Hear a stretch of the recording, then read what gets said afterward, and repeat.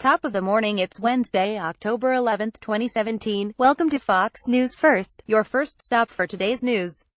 Get these stories emailed directly to your inbox by clicking here. Here's your Fox News First 5. The first 5 things you need to know today. Harvey Weinstein scandal exposes his deep ties to the Clintons and Obamas, reveals liberal hypocrisy. Lindsay Lohan reportedly defends Weinstein as his wife dumps him. Fox News exclusive. Iran's nuclear weapons program is far from halted. A report says exonerating emails messages show Donald Trump Jr. meeting at Trump Tower. WASNT about Clinton dirt. Las Vegas massacre timeline raises questions. Hannity exclusive tonight. Don't miss Sean's interview with President Trump on tax reform and more for the entire hour at 9 p.m. Let's dive deeper into these stories. The lead story is Democrats distance themselves from Harvey Weinstein and his growing sex scandal. The Clintons and Obamas are finding it difficult to escape their deep ties to the Hollywood mogul and Democratic donor.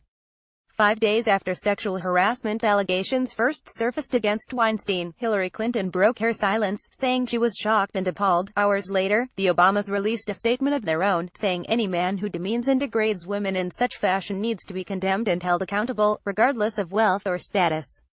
YDIDNT. The Obamas and Clintons condemn Weinstein sooner. A deep entangled history and a long campaign money trail could help explain the delay. Weinstein gave or helped raise more than $100,000 for Barack Obama and the Clintons since at least 1995, according to OpenSecrets.org. Roughly half of that went to Hillary Clinton's presidential and Senate campaigns, including a political committee she used to support other Democrats and a joint fund with the DNC in 2016. In total, the Hollywood producer gave or helped raise or bundle $1.5 million for Democratic candidates over that time, according to Open Secrets, the nonprofit Center for Responsive Politics website that tracks campaign finance.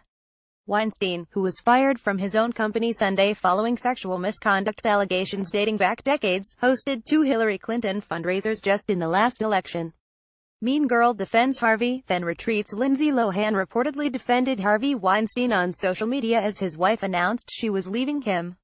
"I feel very bad for Harvey Weinstein right now. I don't think it's right what's going on," Lohan said on 2 Instagram story videos, according to eOnline.com. "I think Georgina needs to take a stand and be there for her husband. He's never harmed me or did anything to me. We've done several movies together," Lohan continued. "I think everyone needs to stop. I think it's wrong. So stand up." Lohan's comments have since been deleted. Weinstein, meanwhile, has reportedly left the U.S. for Europe to enter rehab. Fox News exclusive. Iran's nuclear program is far from halted, according to an investigative report obtained exclusively by Fox News. The 52-page investigative report by the National Council of Resistance of Iran (NCRI), titled Iran's Nuclear Core Uninspected Military Sites, is expected to be released today. It comes as President Donald Trump is expected to decertify the Iran nuclear deal, declaring that the 2015 agreement by the U.S. and 5 other international powers is not in America's national interest. The matter will then be tossed back to Congress, which will have 60 days to decide whether to reimpose hefty pre-2015 sanctions. The dirty truth about the infamous Trump Tower meeting. The infamous July 2016 meeting between Donald Trump Jr. and a Russian attorney at Trump Tower was not set up to pass on damaging information about Hillary Clinton on behalf of the Russian government, newly revealed emails suggest. Russian lawyer Natalia Veselnitskaya believed she was meeting President Donald Trump's oldest son to discuss the Magnitsky Act, a 2012 sanctioned law aimed at top Russian officials, and did not have information on behalf of the Kremlin to pass on to the Trump campaign, according to the emails. In an email chain between music publicist Rob Goldstone and Veselnitskaya, she asks to invite Russian-born lobbyist Rinat Akhmetshin to the meeting, saying he was working to advance these issues with several congressmen, The Wall Street Journal reported. Las Vegas massacre timeline disputed. Authorities are facing questions about police response and hotel security as they defend their revised timeline of the Las Vegas massacre. On Monday, Clark County, Nevada, Sheriff Joe Lombardo said gunman Stephen Paddock shot and wounded a Mandalay Bay hotel security guard outside his hotel room door and sprayed 200 bullets down the hall 6 minutes before he opened fire from his high-rise suite on a crowd at a country music festival below. That was a different account from the one police gave last week that Paddock shot the unarmed guard after unleashing his barrage of fire on the crowd, where 58 people were killed and hundreds were injured. MGM Resorts International, owner of the Mandalay Bay Resort and Casino, has questioned the new timeline. "We cannot be certain about the most recent timeline that has been communicated publicly, and we believe what is currently being expressed may not be accurate," Deborah DeShong, a spokeswoman for MGM, said in a statement. About last night, POWERHUNGRY hypocrites. This is a guy who is a serial predator. He is a pervert. Everyone looked the other way because people were worried that their careers would be ruined or they would lose access to that influence and power. Talk radio host Dana Loesch, on The Story with Martha McCallum, ripping Hollywood elites for hiding Harvey Weinstein's alleged sexual assaults for decades. Watch Heroes in Weinstein Scandal. You know who's brave, the intern or the assistant who's working in that office for less than a year, the actress who's never had a film role who comes forward and who knows their story is going to be squashed by a press who is complicit. Kennedy, on The Five, reflecting on the women were production assistants and aspiring actresses who may have endured abuse under Weinstein. Watch Minding Your Business. Congress is very close to comprehensive tax reform. Rep. Diane Black. Walmart rally pushes Dow to all-time high. Mozilla gave $100,000 to secure email platform harnessed by Antifa groups. Critical steps to bring your retirement savings plan into the 21st century. New in Fox News opinion, former Navy SEAL and FBI special agent, terror tactics are advancing faster than police tactics.